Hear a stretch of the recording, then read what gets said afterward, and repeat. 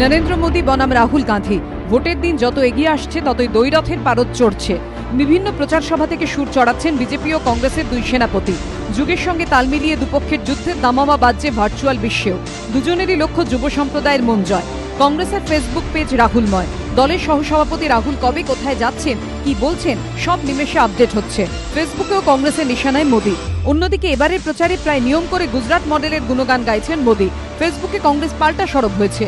মাথাপিছু আয় থেকে শুরু করে স্কুল ছুটের পরিসংখ্যান তুলে ধরে কংগ্রেস দেখাতে চাইছে গুজরাট মডেলকে আসলে ফুলিয়ে ফাঁপিয়ে দেখানো হচ্ছে।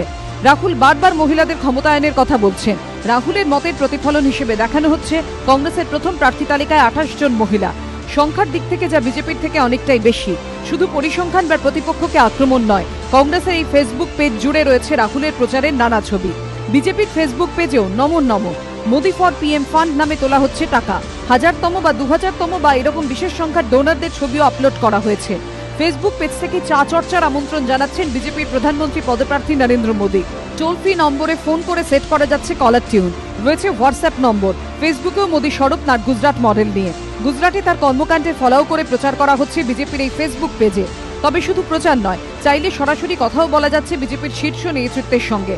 ভোটারদের সঙ্গে কথা বলতে বসে রয়েছেন অরুণ জেটলি। ফেসবুকে লাইভ কথা বলা যাবে তাঁর সঙ্গে। দেওয়াল লিখন, পাড়ায় পাড়ায় প্রচার, রাজ্যে রাজ্যে সমাবেশ, এসব তো রয়েছে। কিন্তু এবার ভোটের লড়াই ভার্চুয়াল জগতেও তুঙ্গে। রাহুল বা মোদী কেউ কাউকে 1 ইঞ্চি জমি ছাড়তে রাজি নন। লড়াইটা ফেসবুকে হলো, জমি কিন্তু ভোটে। ভোটারদের মন জিতে ভোটের জমি দখলের লক্ষ্যে ফেসবুকে যুদ্ধং দেহি নমঃ ও রাগা। সঞ্চয়ন মিত্রের রিপোর্ট, এবিপি আনন্দ।